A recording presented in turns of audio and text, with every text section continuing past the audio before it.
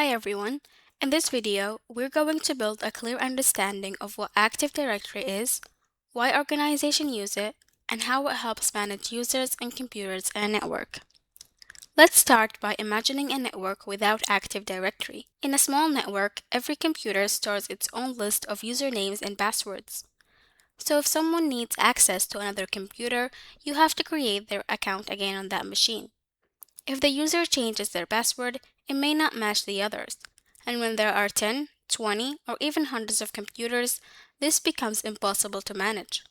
This setup is called a workgroup, and it simply does not scale. So we need a system that can keep all usernames, passwords, and permissions in one central place, where changes apply instantly across the entire network.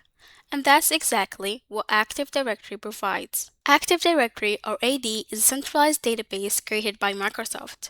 It stores information about users, computers, groups, and other network resources.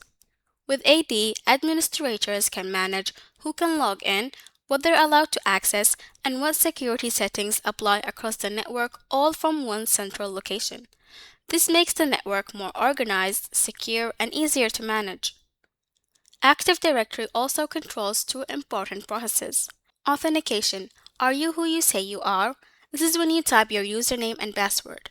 And the second part is authorization. What are you allowed to do after you sign in? Can you open certain folders, install software, access network drives or applications?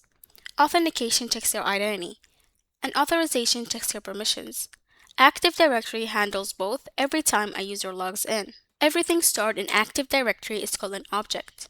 Objects can be users, computers, groups, printers, and shared folders.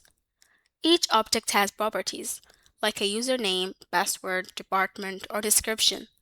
All the rules for what objects exist and what they can contain come from something called the schema, which is basically the blueprint of Active Directory. All objects live inside something called a domain. A domain shares one Active Directory database, one set of security policies, and one set of authentication rules. For example, we could have a domain called brdm.com. Inside that domain, we can also create organizational units or OUs to keep everything organized. OUs are like folders inside Active Directory. We can create OUs for departments like HR, sales, IT, finance. OUs make it easy to apply group policies, and they allow administrators to delegate permissions without giving full domain admin rights. They help keep the domain clean and manageable. When an organization grows, it might create multiple domains. For example, brdm.com could be the main domain, and city.brdm.com could be a child domain. When domains are connected like this under the same root name, they form a domain tree. All domains in a tree share the same root namespace. At the highest level, we have the forest. A forest contains one or more domain trees. For example, one tree might be brdm.com, another might be brdmtech.com. All domains inside a forest share the same schema, and they also share trust relationships. A trust relationship means that domains agree to recognize each other's users and security permissions.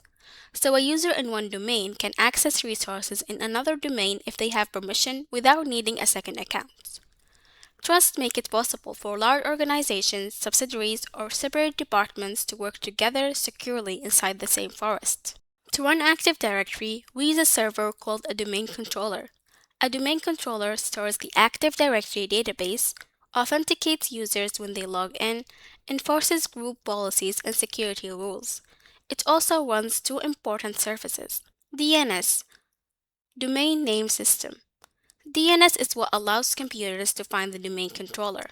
Computers communicate using IP addresses, long numbers like 192.168.1.10. Humans don't work well with numbers like that, especially when there are dozens or hundreds of servers. We prefer simple names like DC1, file server, or printer01. DNS acts like a translator. When you type a name, DNS converts it into the correct IP address so the computer knows where to go. Without DNS, you would have to memorize every server's IP address, which would be nearly impossible. Instead of using IP addresses, computers just ask DNS, where's the domain controller? Where's the file server? Where's the printer? Active Directory depends heavily on DNS. If DNS is broken, computers can't translate names to IP addresses, and users may not be able to log in.